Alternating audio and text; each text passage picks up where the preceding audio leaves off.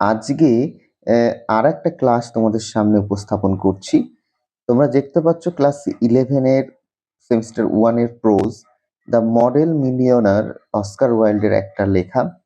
অসাধারণ অনবদ্য একটা কাহিনী, যে বর্তমানে বলতে পারো যে উপার্জন ছাড়া সমাজে একজন সুপুরুষ হলেও তার কিন্তু মূল্য শূন্য। এরকমই একটা গল্প আজকে আমরা পাবো। একটু প্রথমে বলে নিই, যারা আজকে আমার এই প্রথম ক্লাসটা করছো বা রেকর্ডেড ক্লাসটা দেখছো তাদেরকে একটু জানাই।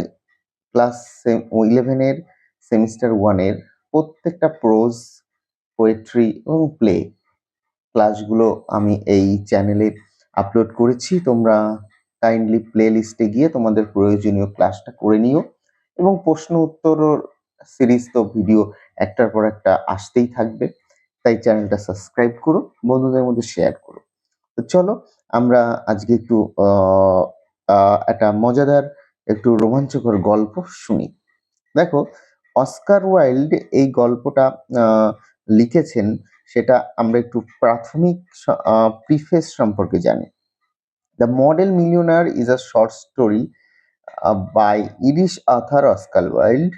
The first appeared in the print newspaper The World in June 1887. মানে কি, আমরা বুঝতে পারলাম যে অস্কার ওয়াইল্ড এই যে ইরিশ একজন লেখক ছিলেন, যিনি মডেল মিলিয়নার এই গল্পটা লিখেছেন, এবং যেটা প্রথম প্রিন্ট করা হয়েছিল একটা খবরের কাগজে, দ্য ওয়ার্ল্ড নামক একটা ম্যাগাজিনে, যেটা 1887 খ্রিস্টাব্দে।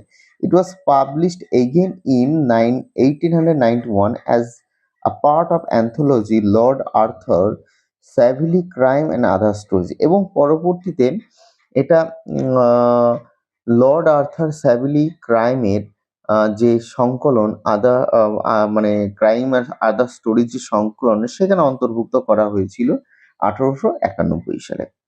এটা আমরা জানলাম যে এই গল্পটা কবে কোথায় দুবার আমরা জানলাম যে প্রিন্টেড করা হয়েছে। এবার আমরা এই গল্প সম্পর্কে কিছুটা জেনে নিই। এখানে যে কেন্দ্রের চরিত্র রয়েছে হিউই আর্কস্কিন। এই হিউই আর্কস্কিনের মানে দেখতে খুবই সুন্দর ছিল, কিন্তু তার উপার্জন শূন্য থাকায় সে কিন্তু তার জীবনে অনেক সমস্যার সম্মুখীন হয়েছিল। সবথেকে তার জীবনের বেশি সমস্যা হয়েছিল যখন সে এক কর্নেলের মেয়ে লরা মার্টিনকে ভালোবেসে ফেলেছিলেন।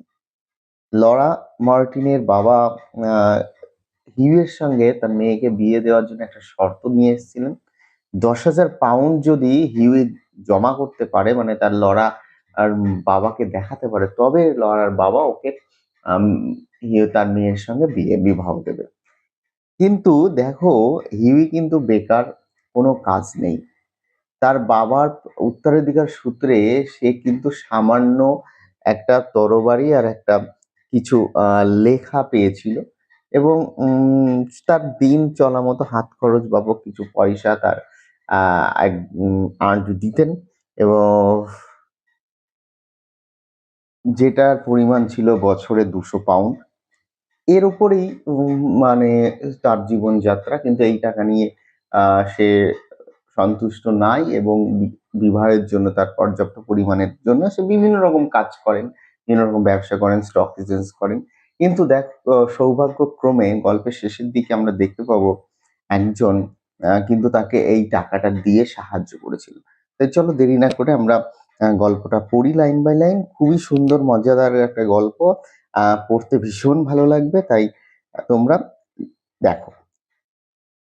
Unless one is wealthy, there is no use in being a charming fellow. বলছে আনলেস মানে যদি না, যদি না একজনার মানে ওয়েলদি মানে কি, টাকা পয়সা, মানে একজন যদি টাকা পয়সা বা ধন সম্পদের মালিক না হন, তাহলে এই যে চার্মিং ফেলো, সুন্দর সুপুরুষ হয়ে তার কোনো লাভ নেই।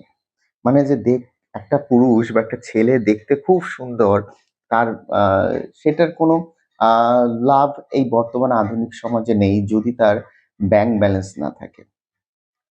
Romance is the privilege of the rich. কি বলছে যে আহ, ধনীদের জন্য এই যে প্রেম রোমান্স এই জিনিসটা শুধুমাত্র ধনীদের জন্যই সাজে, ধনীদের কাজেই সাজে, not the profession of unemployed. মানে গরিব দুঃখী মানুষদের কাছে এই জিনিসটা বা বেকারদের কাছে এটা ভালোবাসা বা রোমান্স এই জিনিসটা একেবারেই মানায় না, মানানসই নয়। The poor should be practical and prosaic. কারণ দারিদ্র এবং গরিব মানুষেরা তাদের কাছে বাস্তববোধ ও সাংসারিক বুদ্ধি এটা সব থেকে বেশি থাকা দরকার। It is better to have a permanent income than to be a fascinating. কারণ তাদের এই মানে অত্যাধিক সৌন্দর্য বা এই যে কল্পনাপ্রবণ যে সৌন্দর্য এই প্রদর্শন এটা করার থেকে তাদের পার্মানেন্ট ইনকাম অর্থাৎ স্থায়ী ইনকামটা কিন্তু তাদের বরং থাকা ভালো। এটা কাদের কাছে? সাধারণ মানে যারা খেটে খায় সেই মানুষদের। তার মানে কি এই রোমান্সটা এটা হচ্ছে শুধুমাত্র ধনীদের জন্যে। এটা কিন্তু আমরা গল্পের শুরুতে পাচ্ছি। There are great truths of modern life which Huey Erskine never realized. মানে এই যে আধুনিক জীবনযাপনের এই মহান সত্যগুলো কিন্তু হিউই আর্সকিন কখনোই বুঝতো না। পোর হিউই, এই বেচারা হতভাগ্যা Huey, intellectually we must admit he was not of much importance. মানে এই হতভাগা যে হিউই মানে তেমন মানে ব্যাপার হচ্ছে এটা স্বীকার করতেই হবে যে বুদ্ধির বিচারে তেমন কোনো তার কাছে কিন্তু কোনো গুরুত্ব ছিল না। He never said a brilliant or even an ill nature things in life. আহ, তবে এটা বলতেই হবে বা যে তার কাছে আহ, জীবনে কখনো সে মানুষকে চমকে দেওয়ার মতো কোনো কোনো কাজ বা বাজে কথা কিন্তু সে বলেনি। But then he was wonderfully good looking with his crisp brown hair, his clear cut profile and grey eyes. তবে এটা বলতে হবে যে তার সেই কোঁকড়ানো বাদামি চুল, সুন্দর চেহারা আর ধূসর যে চোখের চাহনি যা তাকে এক অদ্ভুত সৌন্দর্য বা এক অদ্ভুত সুন্দর দেখাতো। He was as popular with men as he was with women. সে পুরুষকুলে যেমন খুব জনপ্রিয় ছিল, সেরকম মহিলাদের মধ্যেও সে খুব জনপ্রিয় একজন পুরুষ ছিল। And he had every accomplishment except that of making মানি। মানে আর রোজগার করা বাদে সে সর্বগুণেই কিন্তু একদম পরিপূর্ণ ছিল। His father had bequeathed him his cavalry sword. এবং তার বাবা উত্তরাধিকার সূত্রে তার বাবা তাকে দিয়েছিল একটা অশ্বারোহী বাহিনীর তরবারি and a history of the Peninsular War in 15 volumes. Huey 15 volumes এবং 15 খণ্ডে লেখা হিস্ট্রি অফ পেনিসুলার গাইড এই মানে ওয়ার যুদ্ধের একটা কাহিনী তাকে দিয়েছিল। তার মানে তোমরা এই জায়গাটায় কিন্তু মার্কিং করবে যে তার বাবা তাকে কি দিয়েছিল। ক্লাভারি শোর্ড দিয়েছিল, আর কি দিয়েছিল? 15 volumes of history of Peninsular war. এর থেকে কিন্তু আমি দেখেছি বেশ কয়েক জায়গায় এমসিকিউ হতে। Hughie hang the first over his looking glass. এবং হিউই মানে ওইগুলো প্রথমটি সে ঝুলিয়ে রাখে আয়নার উপরে, the second on the shelf between Ruff's guide and Bailey's magazine.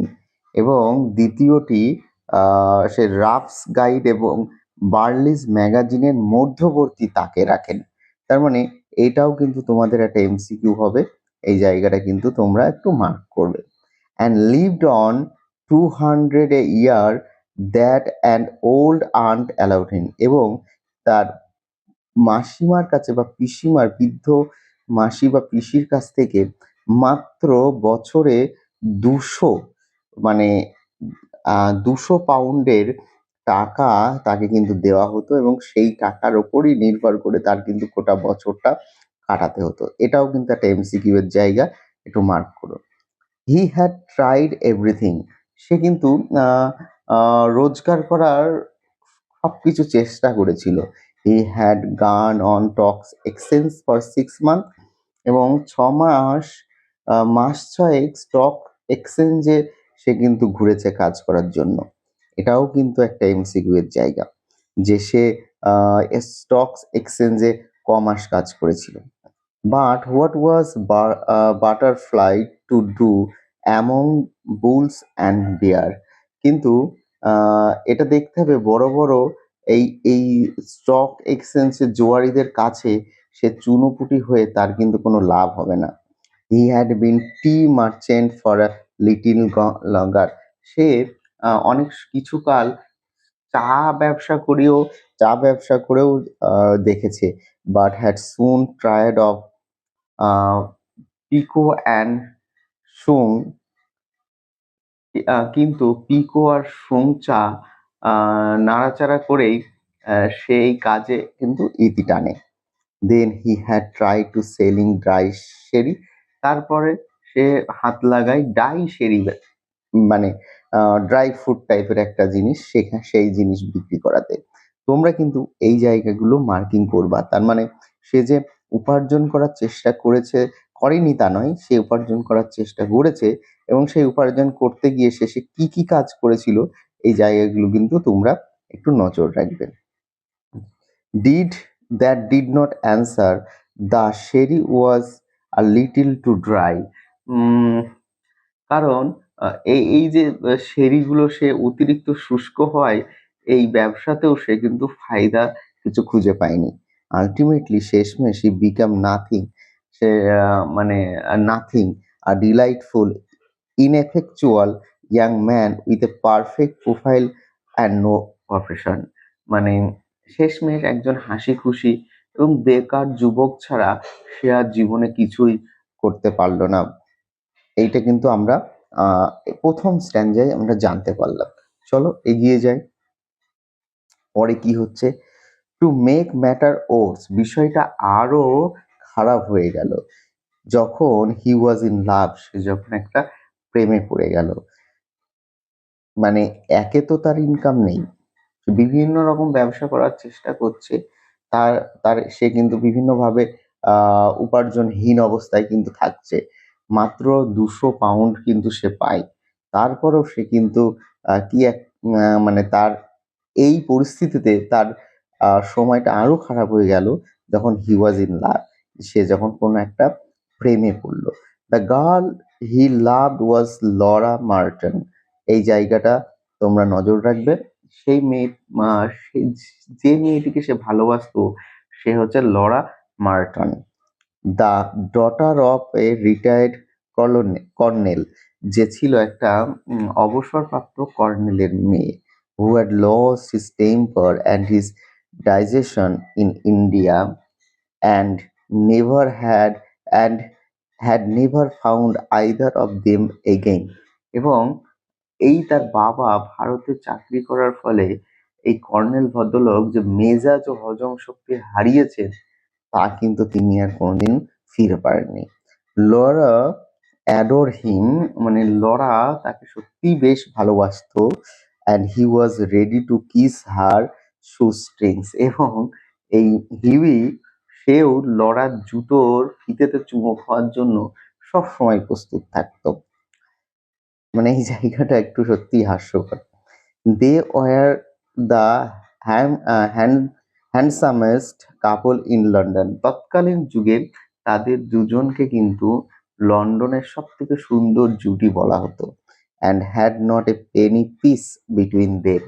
এবং তাদের মধ্যে কিন্তু কোনো অর্থবল ছিল না। The colonel was very fond of Hugh. কর্নেলও কিন্তু হিউকে বেশ পছন্দ করতো কারণ হিউয়ের একটা সুন্দর চেহারা ছিল। But would not hear of any engagement. কিন্তু পছন্দ করলেও বিয়ের ব্যাপারে তার কিন্তু অনেক, মানে সে তার বিয়ের ব্যাপারে কোনো কিছুই শুনতো না, মানে ভীষণ একটা আপত্তি ছিল বলতে পারো। তারপরেও যখন সেই খবরটা তার কাছে যায় মানে লরার বাবার কাছে, তখন লরার বাবা দেখো একটা শর্ত দেয়। কি সেই শর্তটা? বলছে, "কাম টু মি মাই বয়", আ ওই মানে হিউকে বলছে যে, "তুমি আমার কাছে এসো। When you have got 10,000 pounds of your own", এটা কিন্তু মার্কিং করবা, যে বলল, "যখন তোমার 10,000 পাউন্ডের নিজস্ব তহবিলে থাকবে, মানে তোমার কাছে যখন 10,000 পাউন্ড থাকবে, and we will see about it", আমরা তখন এই তোমার বিবাহের এই প্রস্তাবটা বিবেচনা করে দেখব। He used to say, সে কিন্তু এটা হিউকে বলল। And Hugh looked very glum on those days, এবং হিউয়ের মুখটা বিষণ্ণতায় ভরে গেল সেই সময়, সেই দিনে। And had to go to Laura for consolation, এবং লরার কাছে কিছুটা সান্ত্বনা পেতে কিন্তু ছুটে যেত। ওয়ান মর্নিং, একটু বলে নিই, সে 200 পাউন্ড বছরে পায়। কিন্তু এখানে 200 পাউন্ডের উপর তার চলাফেরা, তার মাসিমার কাছ থেকে যেটা পাই, কিন্তু লরার বাবা শর্ত দিল কিন্তু 10,000 পাউন্ড, মানে 5 বছর হলেও 1,000 পাউন্ড হয়। তাহলে যদি সে কিছু না খায়, পুরো টাকাটাই জমায়, তাও 5 বছরে 1,000, তাহলে 10,000 হতে গেলে ক বছর লাগবে তোমরা বুঝতে পারছো। চলো তারপরে এগিয়ে যাই। ওয়ান মর্নিং, একদিন সকালে, as he was on his way to Holland Park, মানে হল্যান্ড পার্কের দিকে সে যখন রওনা দিল, where the Martins live, যেখানে মার্টনস থাকতো, he dropped in to see a great friend of his, Alan Trevor. সে কি করলো, তার একটা খুব ভালো বন্ধু অ্যালান ট্রেভরের সঙ্গে একবার দেখা করতে গেল। ট্রেভার ওয়াজ আ পেইন্টার, ট্রেভার ছিল একজন বলতে পারো চিত্রকর। Indeed a few people escape that নাউডেজ, যদিও এখনকার দিনে অনেকেই কিন্তু এই ধরনের কাজ করে, মানে ছবি-টবি আঁকে। But he was also an artist, কিন্তু তিনি ছিল কিন্তু একজন প্রকৃত জাত শিল্পী। And artist are rather rare, আর এইরকম জাত প্রকৃত শিল্পীরা আজ কিন্তু বিরল। Personally he was a strange rough fellow, ব্যক্তিগত বিচারে সে কিন্তু অত্যন্ত রুক্ষ প্রকৃতির। With a freckled face and red ragged beard, এবং তামাটে ছোপ পড়া মুখটা তার লাল খোঁচা খোঁচা দাড়িতে ভরা। However, যাই হোক, when he took up the brush as he was a real master, কিন্তু যাই হোক, সে যখন তুলি হাতে নেয়, তাকে একজন দক্ষ চিত্রকার মনে হয়। and his picture were eagerly sought after, এবং তার এই ছবিরও বেশ কদর ছিল সেই সব দিনে। He had been very much attracted by Huey at first, এবং আহ একটা কথা বলতেই হবে যে হিউয়ের প্রতি তার ভীষণ একটা আকর্ষণ ছিল, প্রধানত তার সুন্দর চেহারার জন্যে। তার সুন্দর চেহারার জন্যে। It is must be acknowledge entirely on account of his personal charm, মানে এই যে এটা সেটা বলতে হবে যে চিত্রকরের চিত্রকরের যে চেনা, মানে দেখো, হি ইউজ টু সে, সেটা বলতো, are people who are bit and beautiful, people who are an artist pleasure to look at the and an intellectual repose to talk to. মানে সে বলতো চিত্রকরের যে চেনা উচিত যে বোকা আর সুন্দর মানুষদের, কারণ তাদেরকে দেখলে তাদের একটা মনের শান্তি বা একটা তৃপ্তি মেলে। Men who are dandies and women who are darlings rules the world, at least they should do so, মানে ফুলবাবুর মতো সুন্দরীরাও পৃথিবী শাসন করে, অত্যন্ত করা, মানে এটা করা উচিত এই জাতীয়। However, যাই হোক, after he got to know Huey better, যাই হোক ভালোভাবে পরিচিত হওয়ার পর হিউইকে তার বেশ পছন্দ হয়েছিল। He liked him quite as much for his bright, beyond spirit and his generous, reckless nature. মানে এই যে তার হাসিখুশি উজ্জ্বল স্বভাব আর বেপরোয়া চলাফেরা এর জন্য কিন্তু তার বেশ পছন্দ হয়েছিল। And had given him the permanent enter to his studio এবং তাই সেই জন্য হিউইকে তার স্টুডিওতে অবাধ প্রবাসের সুযোগ দিয়েছিল। মানে কোনো পারমিশন ছাড়াই সে কিন্তু ওই তার স্টুডিওতে অর্থাৎ যেখানে সে ছবি আঁকতো সেখানে সে কিন্তু প্রবেশ করতে পারত। When Huey came in, he found Trevor putting his finishing touch of a wonderful life-size picture of a beggar man. মানে হিউই যখন ওর ভিতরে প্রবেশ করলো সে খুঁজে দেখলো যে ট্রেভর একদম শেষ তার তুলির টানটা দিচ্ছে একটা একটা অসাধারণ ছবি, একটা ভিখারির একটা অপরূপ জীবন্ত ছবি যেন সে এঁকেছে। The beggar himself was standing on a raised platform in a corner of the studio এবং স্টুডিওর এক কোণে একটা উঁচু চৌকিতে কিন্তু ভিখারিটা দাঁড়িয়ে ছিল। He was a winced old man with a face like wrinkled uh, parchment and most of piteous expression এবং বুড়োটার মুখের চামড়া কোঁচকানো এবং তার মুখের অভিব্যক্তিটা এমন ছিল যে খুবই ভীষণ করুণ। Over his shoulder was a flung a coarse brown cloak এবং তার কাঁধে একটা ছেঁড়া বাদামি আলখেল্লা ছিল। All tears and tatters যেটা বলতে পারো মানে জোড়া তালি দেওয়া। His his thick boots were patched with and cuffed, and with one hand he leaned on a rough sticks এবং তার জুতো জোড়ায় জোড়াতালি তো অবশ্যই দেয়া ছিল। আর এক হাতে একটা লাঠির উপর ভর দিয়ে আরেক হাতে ছেঁড়া টুপিটাকে ভিক্ষার জন্য বাড়িয়ে দিয়েছে। মানে এইরকম একটা পজিশনে সে কিন্তু দাঁড়িয়েছিল এবং তাকে দেখে কিন্তু তার বন্ধু ছবি আঁকছিল। "What a amazing model!" whispered Huey. Huey বন্ধুর সঙ্গে ফিসফিস করে বলল, "কি অপূর্ব একটা আ আ মানে চিত্র বা একটা model." As he shook hands with his friend মানে আহ তার বন্ধুর সঙ্গে হস্তকর্মদন করতে করতে। "An amazing model!" shouted Trevor at the top of his voice এবং মানে তার বন্ধু গলা ফাটিয়ে জোরে চিৎকার করে বলল ট্রেভর যে, "অপূর্ব model! I I should think so.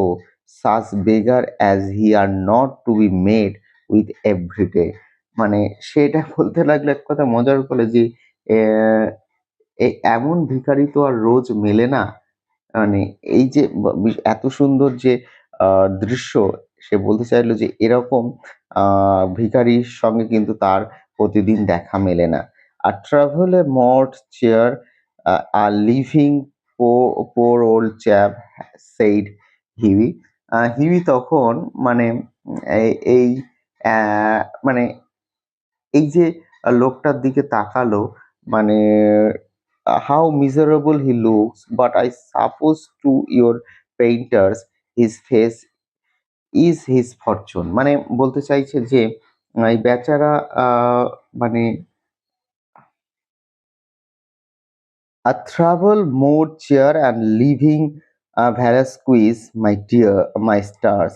What an etching Rembrandt would have made of him."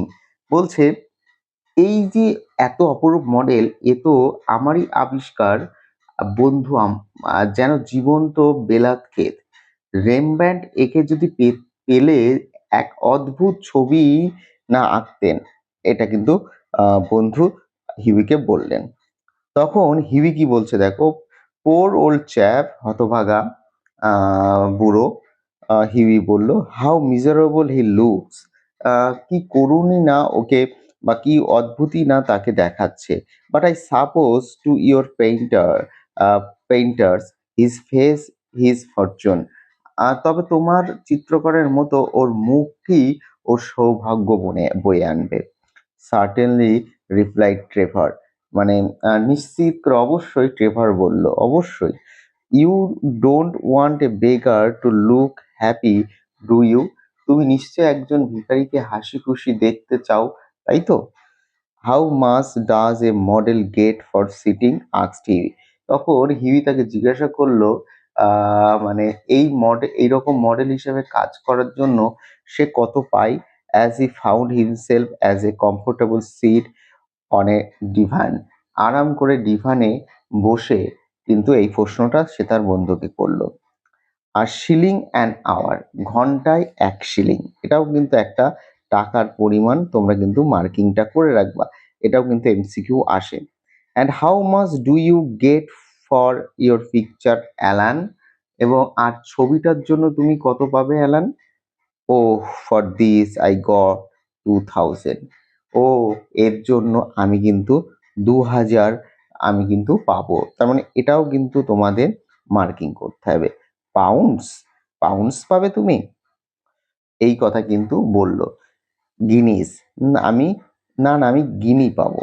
Painters, poets, physician always get guineas. কারণ এই যে পেইন্টার, কবি এবং ফিজিশিয়ান যারা আছে তারা কিন্তু সর্বদা পাউন্ডস পায় না, গিনি পায় বলতে পারো।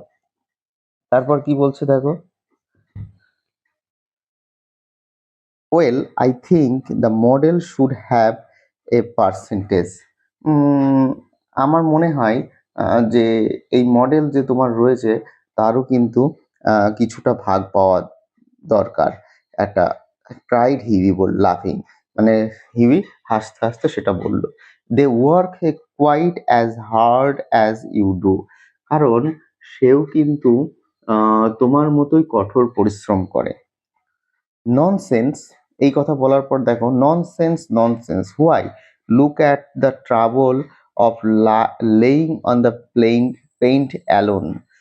বলছে নির্বোধ কোথাকার, ছবির সামনে রং নিয়ে সারাদিন দাঁড়িয়ে কাজ করা যে কি কষ্টকর সেটা তুমি বুঝবে না। And standing all day long at one's এলস, it was very well, Huey, for you to talk, but I assure you that there are moments when Earth almost attains to the dignity of manual labor. মানে বলতে পারো যে তুমি তো সহজেই বলে ফেললে যে, কিন্তু তোমাকে এটা নিশ্চিত করে বলতে পারি যে কখনো কখনো শিল্পের কাজ এতটাই পরিশ্রমের যে বাইরে যে কাজগুলো তোমরা করো সেই রকম সেম পরিশ্রমের মতোই কিন্তু কষ্টকর। কারণ সময়ের পর সময় ধরে একভাবে তাকিয়ে থেকে তুলি কিন্তু দিয়ে আমাদের একটার পর একটা শেড কিন্তু আঁকতে হয়। তার মানে এটাও কিন্তু আমাদের একটা বাইরের কায়িক পরিশ্রমের মতো একটা কষ্টকর পরিশ্রম। But you mustn't chatter, I am very busy. বলছে তুমি একটু বকবক করো না তো, আমি এখন ভীষণ ব্যস্ত আছি। স্মোক আর সিগারেট, তুমি নাও সিগারেটটা, মানে ধূমপানটা করো, অ্যান্ড কিপ কোয়াইট, এবং চুপ করে এখানে বসে থাকো, কোনো কথা বকবক করো না। After some time the servant came in. কিছুক্ষণ পর তার কাজের লোকটা কিন্তু চাকরটা কিন্তু আসলো, অ্যান্ড টোল্ড টেভরকে বলল that the frame maker wanted to speak him. যে একজন ছবি বাঁধানোর জন্য যে কাজ করে সে কিন্তু আপনার সঙ্গে দেখা করতে চায় বা দেখা করতে এসেছে। এটা শোনার পর কি বললো, do not run away he said, and as he went out. সে যখন ওই চাকরের কথা শুনে বাইরে গেল সে মিস্ত্রির সঙ্গে কথা বলতে, তখন হিউকে বলে গেল, তুমি যেন হিউ চলে যেও না, তুমি বসো, আমি আসছি, I will be back in a moment. আমি কিছু সময়ের মধ্যেই ফিরে আসছি, তুমি যেন যেও না।